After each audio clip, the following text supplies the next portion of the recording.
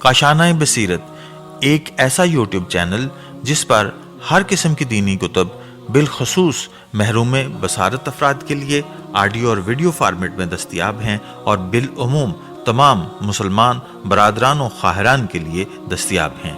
इसलिए आपसे गुजारिश है कि बेल आइकन को प्रेस करके हमारे इस चैनल को ज़रूर सब्सक्राइब कीजिए ताकि आइंदा आने वाली हर किताब आपको बर वक्त मिलती रहे।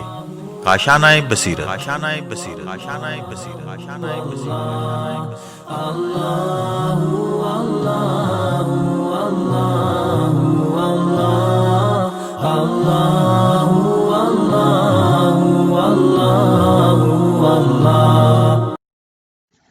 बिस्मिल्लाहिर्रहमानिर्रहीम। अस्सलामुअलैकुम। ये काशाना बसीरत का चैनल है और आप जो किताब समाअत फरमा रहे हैं इसका नाम है सुखन, उस्ताद शहीद मुर्तज़ा मुताहरी की लिखी हुई, पार्ट नंबर 17।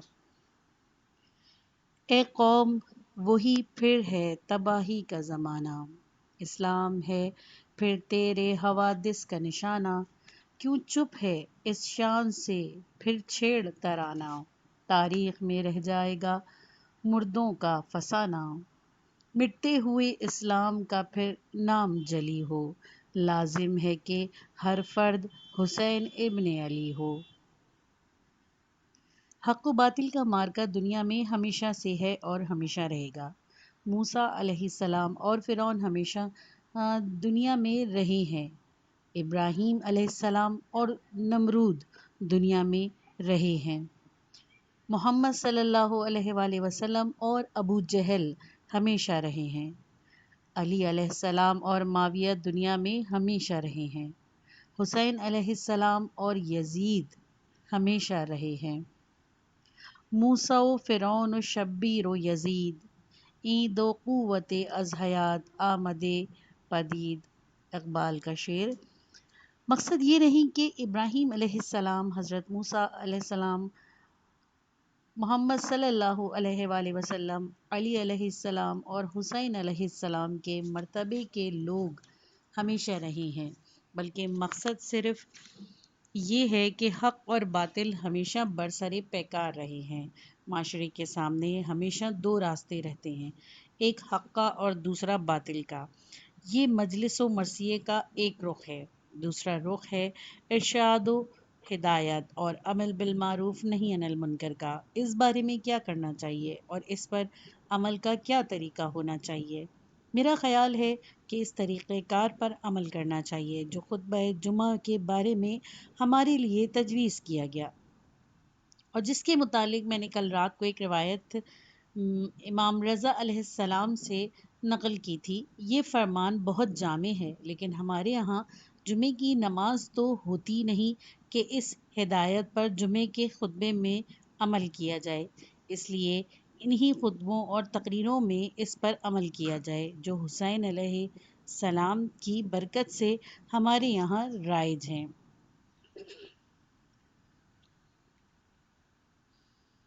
अल्हम्दुलिल्लाह, शाह ईरान की ताक़ूती हुकूमत के ख़ात्मे के बाद जब ईरान के हर शहर में नमाज़ी जुमा के फ़क़ीदुल मिसाल इज्तिमात मुनक़्क़द होते हैं तो सिर्फ़ तेहरान में 40 से 50 लाख अफराद बैक वक्त एक जगह जुमे की नमाज़ अदा करते हैं। आज के ईरान में दीवारों पर इमाम ख़ुमैनी का ये जुमला लिखा नज़र आता है, नमाज़ जुमा यक नमाज आदि नियस्त वाज के फ़राइज़। इमाम सामिन हज़रत रज़ा अलैहिस्सलाम की जो रिवायत मैंने कल रात बयान की थी, इसमें ख़तीब के फ़राइज़ को 3 हुकूक में तक़सीम किया गया है।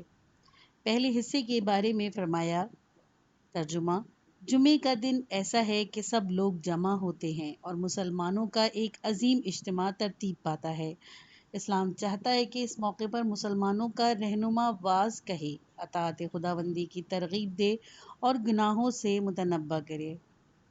कोई फ़र्द वाहिद भी ऐसा नहीं जिसे वाज नसीहत की हाजत ना हो। ये तो मुमकिन है कि किसी को किसी दूसरे से तालीम हासिल करने की ज़रूरत ना हो, मगर वाज नसीहत से कोई बेनियाज नहीं, क्योंकि किसी बात का जानना और है और किसी मोमिन और मुत्तकी वाज की तलकीन से असर पजीर होना और बात है। کہتے ہیں امام علی علیہ السلام اپنے اصحاب میں سے کسی سے فرماتے تھے کہ مجھے نصیحت کرو، اور آپ یہ بھی فرماتے تھے کہ سننے میں جو اثر ہے وہ جاننے میں نہیں۔ ضروری ہے کہ ہمیشہ کچھ لوگ اس کام کی صلاحیت و استعداد رکھتے ہوں، لوگوں کو واعظ و نصیحت کرتے رہیں، ان کو خدا کی یاد دلاتے رہیں، موت سے غافل نہ ہونے دیں، اور انہیں گناہوں کے نتائج و عواقب سے ڈراتے رہیں، قبر و قیامت کا تذکرہ کرتے رہیں، لوگوں کے عدل و الہی کی طرف متوجہ کرتے رہیں۔ یہ ضروری باتیں ہیں، معاشرہ کبھی بھی ان سے بے نیاز نہیں ہو سکتا۔ گزشتہ زمانے میں ہمارے یہاں اچھے اچھے واعظ ہوئے ہیں، اور الحمدللہ اب بھی ہیں۔ جتنے زیادہ باصلاحیت اور جامع الشرائط واعظ ہوں بہتر ہے۔ خطبہ و منبر کے سلسلے میں اس کام کا ہونا بھی بہت ضروری ہے۔ مفاد سے آگاہ کرنا۔ خطیب کے فرائض کا دوسرا حصہ وہ ہے جس کے متعلق امام رضا علیہ السلام نے فرمایا۔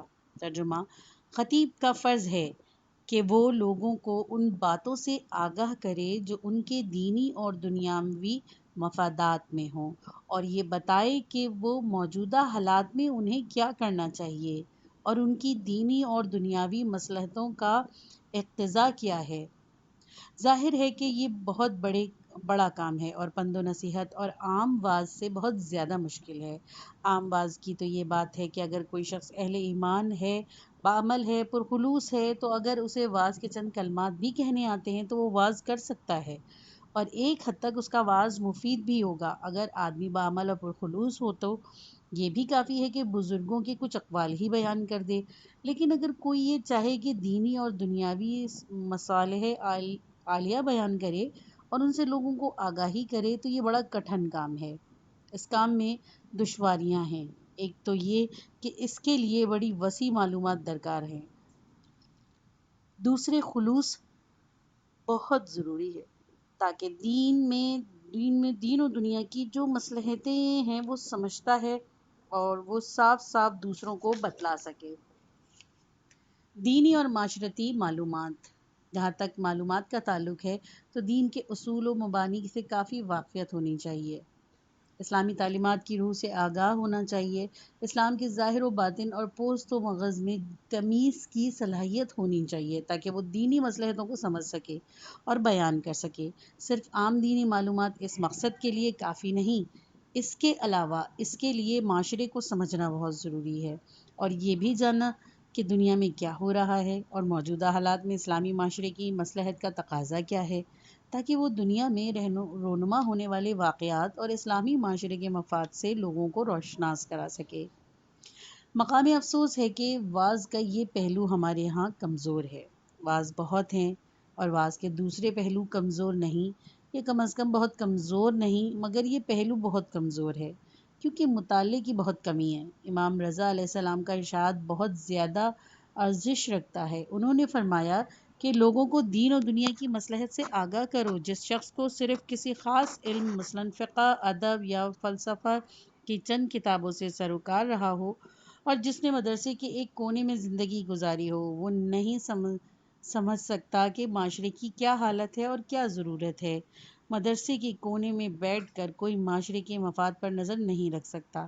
دنیا کے بدلتے ہوئے حالات کا علم بھی بہت ضروری ہے، یہ اندازہ کرنے کے لیے کہ آئندہ کیا پیش آنے والا ہے اور معاشرے کو ان سے کس طرح نبٹنا چاہیے تاکہ کسی خطرے کا سامنا کرنا نہ پڑے۔ بڑی تیز حس کی ضرورت ہے۔ پیش بینی کی صلاحیت کے بغیر ہدایت اور رہنمائی کا کام ممکن ہی نہیں۔ ہدایت کا کیا مطلب؟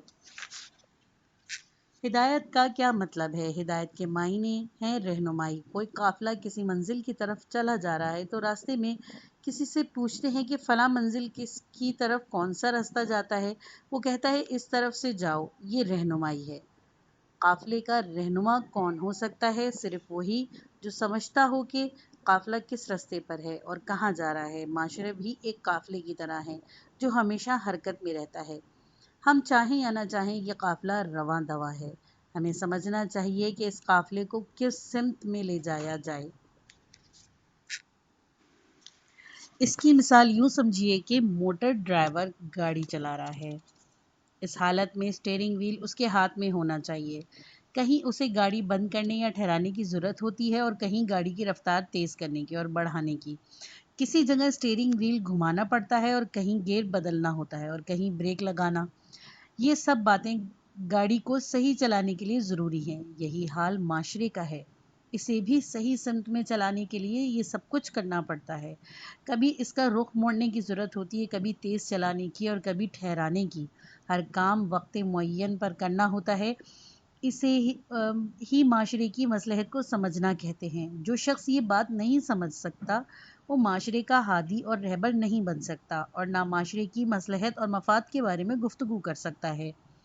ہم معاشرے کے ہادی اور رہبر اس وقت بن سکتے ہیں جب ان سب باتوں کو سمجھیں اور ہمیں یہ معلوم ہو کہ کس وقت کیا کرنا چاہیے، کہاں معاشرے کو بریک لگانا چاہیے اور کہاں اس کا رخ موڑنا چاہیے۔ معاشرہ رواں دواں ہے، پیچ و خم آتے رہتے ہیں، کبھی کبھی معاشرتی موڑ آ جاتے ہیں اور معاشرہ ایسی جگہ پہنچ جاتا ہے جہاں بہت احتیاط سے گھومنا پڑتا ہے۔ ہمارا معاشرہ بھی اس وقت کچھ ایسے ہی حالات سے دوچار ہے۔ ایک نیا تمدن ابھر رہا ہے، نئے نئے نظریے، نئے نئے خیالات پیدا ہو رہے ہیں۔ ہمارے سامنے رکاوٹیں ہیں اور ہمیں بہت احتیاط سے چلنا ہے تاکہ ہم سہولت سے اور بے خطر اس موڑ سے گزر جائیں۔ اسٹیئرنگ بہت آہستہ گھمانے کی ضرورت ہے تاکہ کوئی خطرناک صورتحال پیدا نہ ہو۔ سامنے دیوار ہے، اس دیوار سے بچ کر اپنے راستے پر جانا ہے۔ یہ نہیں ہو سکتا کہ ہم آنکھیں بند کر کے اسی طرح چلتے رہیں جیسے پہلے چل رہے تھے۔ پہلے دیوار نہیں تھی، اب دیوار ہے۔ پہلے رکاوٹ نہیں تھی، اب رکاوٹ ہے۔ دریا آ گیا ہے، ہم پہاڑ کے درے پر پہنچ گئے ہیں۔ بہرحال یہ معاشرے کے رہنما کا کام ہے کہ وہ سوچ سمجھ کر یہ فیصلہ کرے کہ منزل مقصود پر پہنچنے کے لیے معاشرے کو کہاں مڑنا ہے اور کس نئے راستے پر چلنا ہے۔ اس طرح ہمیں یہ بھی معلوم ہونا چاہیے کہ رفتار کہاں بڑھانی ہے۔ آج دنیا ریس کورس بن گئی ہے، سب کوشش کر رہے ہیں کہ دوڑ جیت لیں اور آگے نکل جائیں، اسی لیے رفتار تیز کرنے کی ضرورت ہے۔ آج علم اور صنعت کی دوڑ ہے، ایسے میں ضروری ہے کہ معاشرے کو حرکت میں لایا جائے تاکہ وہ دوڑ میں پیچھے نہ رہ جائے۔ ان سب باتوں سے ظاہر ہے کہ بیٹھے بیٹھے نکتہ چینی اور اعتراض کرنے کا نام رہنمائی اور ہدایت نہیں۔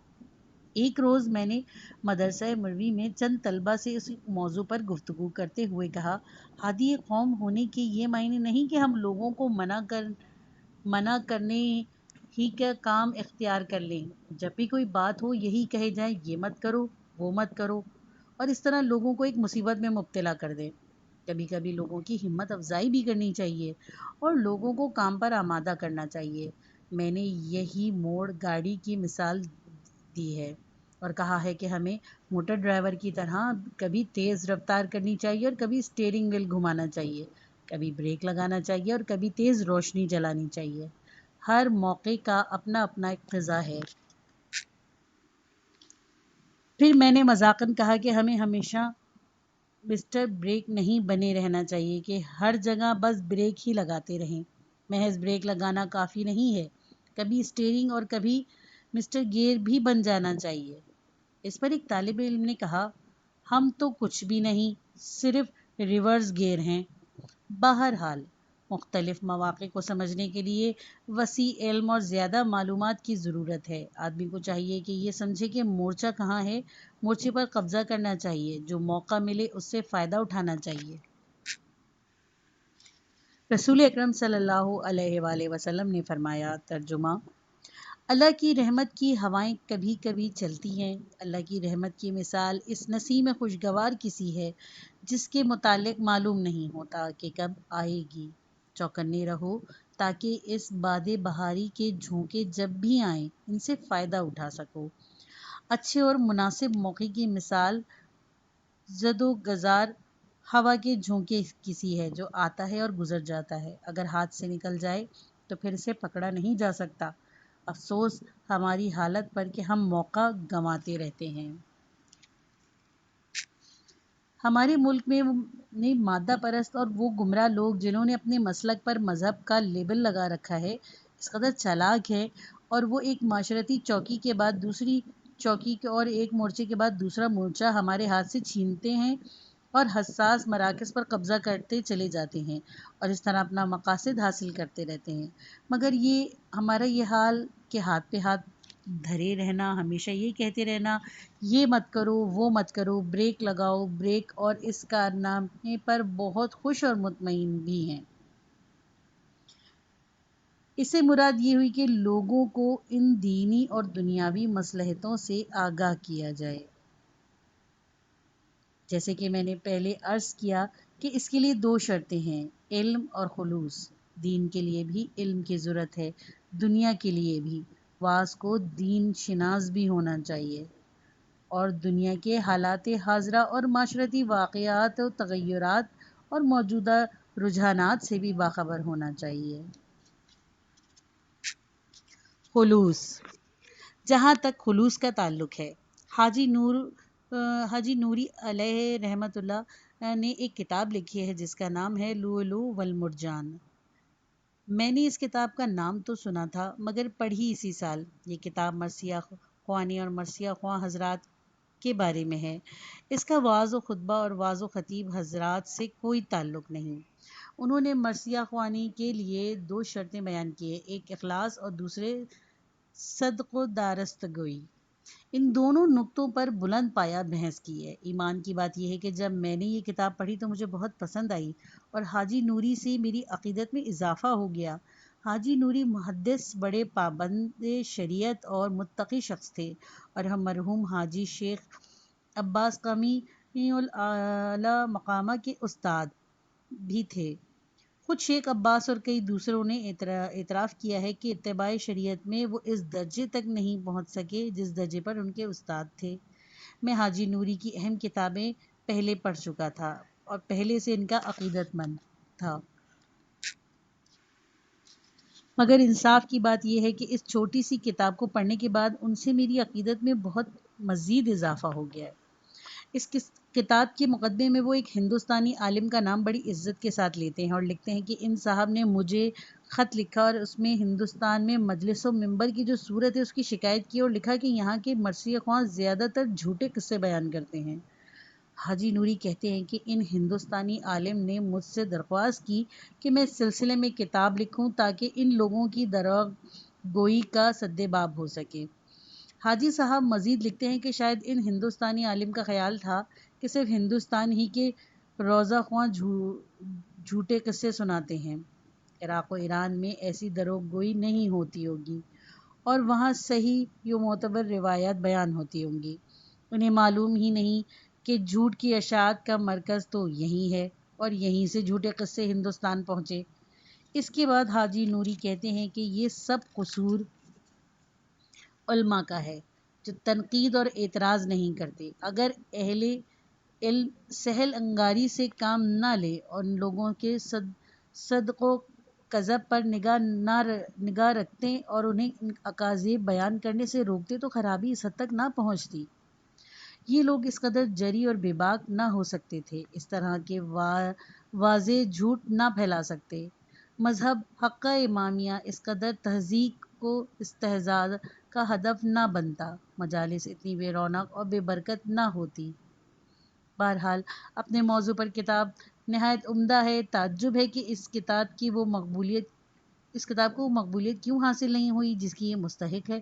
اس کتاب میں حاجی نوری نے مرثیہ گوئی اور مرثیہ خوانی کی 2 شرطیں بیان کی، اخلاص اور صدق دونوں پر خوب بحث کی، خصوصاً صدق و راستی اور جھوٹ کی اقسام پر بڑی تفصیلی گفتگو کی ہے، جس سے اندازہ ہوتا ہے کہ انہیں اخبار اور حدیث پر کس قدر عبور ہے۔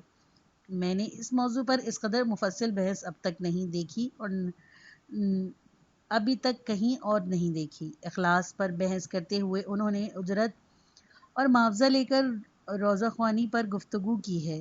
اخلاص سے مراد یہ ہے کہ کوئی عمل محض خدا کی رضا کے لیے کیا جائے، دوسری کوئی غرض شامل نہ ہو۔ غیر از حد خدا کے لیے عمل کی بھی کئی قسمیں ہیں۔ ایک تو یہی کہ روپیہ کمانا مقصود ہو، اور بھی چند اقسام ایسی ہیں کہ جن کا میں ذکر کرنا چاہتا ہوں۔ میری نظر میں ان کی اہمیت اجرت اور معاوضہ لینے سے بھی زیادہ ہے اور یہ اور بھی زیادہ خطرناک ہے۔ کسی شخصیت کی دلالی۔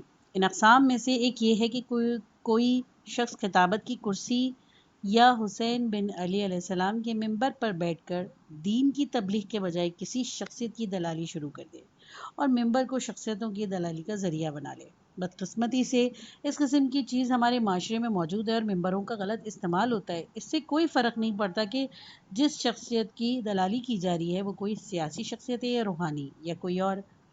دلال بانی مجلس ہے، پیش نماز ہے یا پیش نماز سے اونچے درجے کا کوئی شخص ہے۔ ایسی حرکتیں منبر کی حیثیت اور مرتبے سے فروتر اور اس کے خلاف ہیں۔ ویسے ظاہر ہے کہ جو شخص کوئی کام کرتا ہے وہ اس کی توجیہ اور تعویل تو گھڑ لیتا ہے، لیکن اس میں کوئی شک نہیں کہ جن چیزوں نے منبر خطابت کو بے وقت اور خراب کیا ان میں سے ایک یہی دلالی ہے۔ اس کی وجہ سے منبر دلالی کی کرسی بن گیا اور جس سے اس آلودگی کو پاک کرنا ضروری ہے۔ لطیفہ گوئی۔ ایک اور بات یہ ہے کہ اگر مصدق کے دینی اور دنیاوی مسائل کا بیان مقصود ہو تو یہ بات یاد رکھنا چاہیے کہ مصلحت گوئی اور بات ہے اور دلچسپ باتیں کرنا اور چیز۔ مصلحت گوئی کے یہ معنی نہیں کہ ہم وہ جو کچھ کہیں جو لوگوں کو پسند آئے اور وہ ہماری واہ واہ کریں۔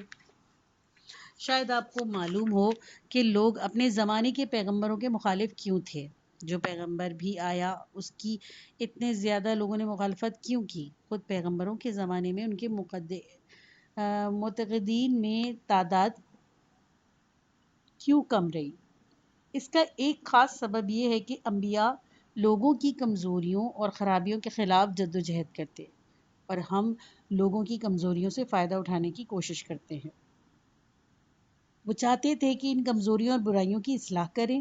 ہم چاہتے ہیں کہ ان برائیوں اور کمزوریوں سے ناجائز فائدہ اٹھائیں۔ ہم ان کے نفع کی بات نہیں کرتے بلکہ بانی مجلس اور سامعین کو خوش کرنے کی کوشش کرتے ہیں۔ ہم ان کی مصلحت کے مطابق بات نہیں کرتے بلکہ ان کے رجحان کے مطابق گفتگو کرتے ہیں۔ ہمیں معلوم ہوتا ہے کہ فلاں قصہ محض جھوٹ ہے اور علاوہ ازیں لوگوں کو گمراہ کرے گا، مگر سامعین کو لبھانے کے لیے اس کو بیان کر دیتے ہیں۔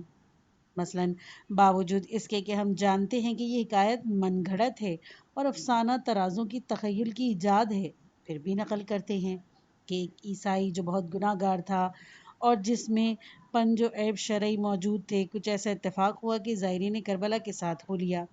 جب سب شہر کے دروازے پر پہنچے اور لوگ تو سواریوں سے اتر کر زیارت کے لیے روانہ ہو گئے، البتہ عیسائی چونکہ غیر مسلم تھا دروازے کے باہر ہی ٹھہر گیا اور سامان پڑھ کر سو گیا۔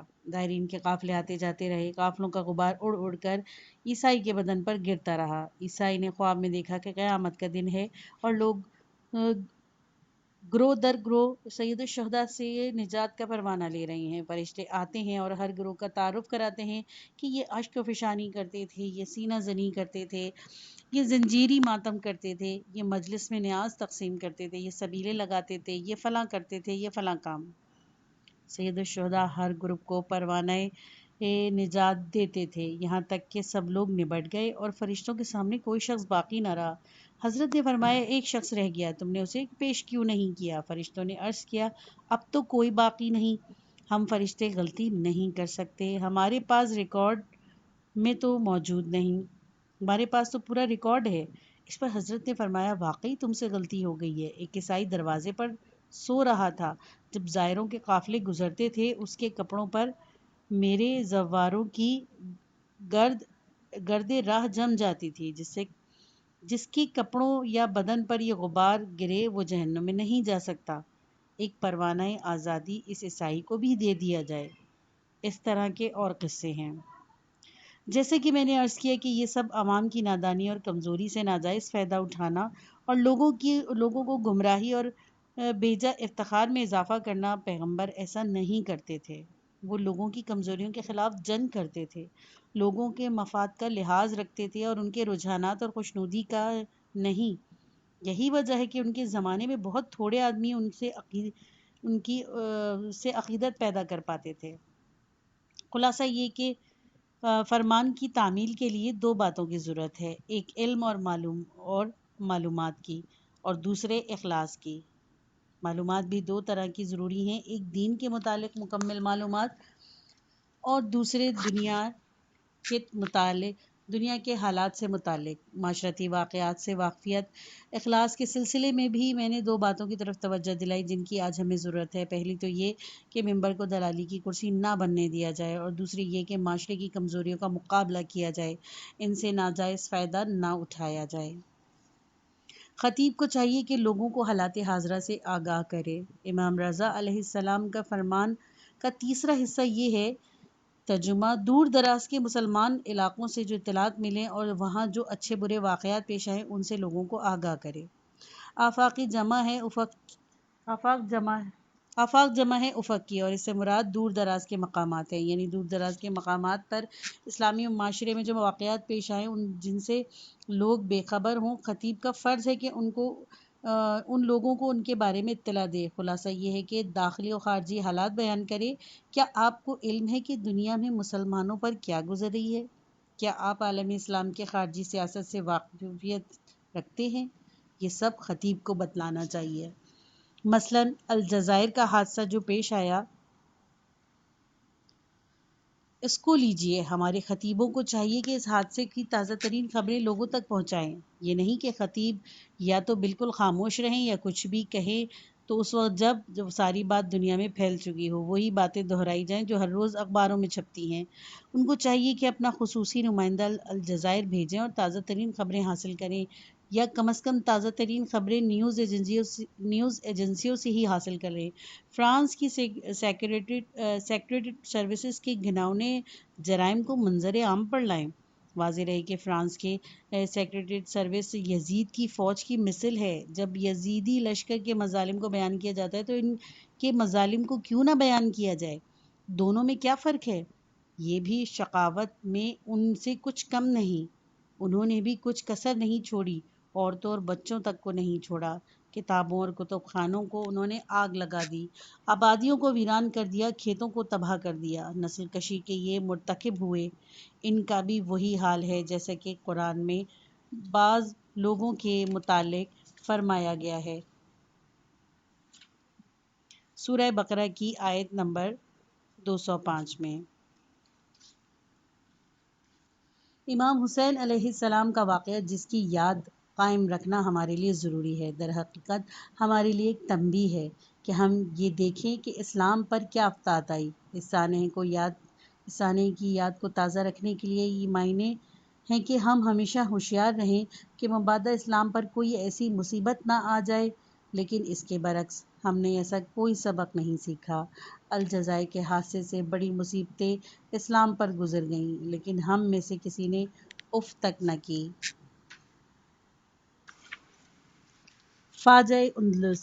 کچھ مدت قبل میں نے ایک بڑے عالم سے جو مرجع تقلید میں بھی ہیں سانحۂ اندلس کے بارے میں گفتگو کی تھی۔ اثنائے گفتگو میں میں نے ان سے کہا کہ 500 سال قبل اسلام اور مسلمانوں پر ایک بہت بڑا سانحہ گزر گیا۔ اس سانحے کا اختتام 998 ہجری میں ہوا۔ اسلامی تمدن کا ایک بڑا مرکز ان کے ہاتھ سے جاتا رہا۔ سب آدمی مارے گئے یا جلا دیے گئے۔ ایک جگہ عیسائیوں نے 3000 آدمیوں کو زندہ جلایا۔ 2 لاکھ مسلمان جو ملک سے ہجرت کرنا چاہتے تھے، خود عیسائیوں نے انہیں ملک چھوڑنے کی اجازت دی تھی، اور ان میں سے 1 لاکھ راستے میں مارے گئے۔ 17ویں صدی کا مشہور فرانسیسی مورخ گسٹاو لو بون خود عیسائی ہے۔ وہ کہتا ہے کہ عیسائیوں نے جو مظالم اسپین میں مسلمانوں پر کیے ہیں اس کی دنیا میں تاریخ نہیں ملتی۔ اتنے بڑے مظالم واقع ہوئے، لیکن دوسری طرف آپ دیکھیں کہ اس وقت سے لے کر آج تک جتنی کتابیں ایرانیوں نے لکھی، خواہ وہ عربی میں ہو یا فارسی میں، کسی فرد واحد نے ابھی تک کسی کتاب میں اس حادثے کا جو عالم اسلام پر گزر گیا نام تک نہیں لیا۔ کسی ہمدردی یا اظہار افسوس کا تو ذکر ہی کیا، کوئی نہیں تھا جو اس حادثے کی اطلاع عوام تک پہنچاتا۔ بظاہر پہلی کتاب جو ایران میں تاریخ اندلس پر لکھی گئی وہ حال ہی میں آقا آیتی نے تالیف کی ہے اور یونیورسٹی نے اسے شائع کیا ہے۔